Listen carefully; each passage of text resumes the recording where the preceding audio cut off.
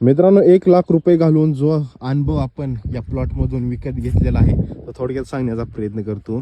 जर तुम्ही October, November, December या महिन्यात कलिंगड खरबूज पिकाची लागवड करण्याचा विचार करत असाल तर तो अजिबात करू नये, कारण या पिकाला थंडी अजिबात सोसत नाही. परिणाम तुमच्या पुढे आहे.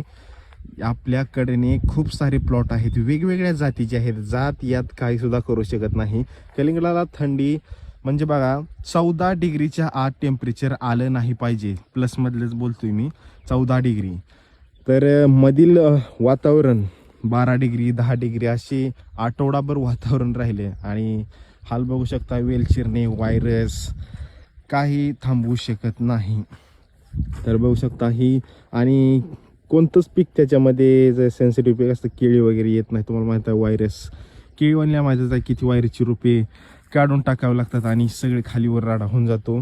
तर खर्च पण खूप जास्त, म्हणजे 1,00,000 रुपयाच्या आसपास एकरी खर्च येतो थंडीमध्ये कलिंगड. आणि दरसुद्धा नसतो. 5 रुपये 6 रुपये 10 रुपयाच्या आतच रेट आहेत कलिंगडाचे आता. तर एक तर आपण रिस्क घेतोय, एवढा खर्च करतोय, त्यातून प्लॉट येतोय नाही येतोय, आणि वरून आला तर रेट पण नाही, खर्च निघायची पंचायत, असला खेळ आहे. तर हा अनुभव आपण विकत घेतलेला आहे. अजिबात या महिन्यात लागवडीचा तुम्ही विचार करू नका. पाऊस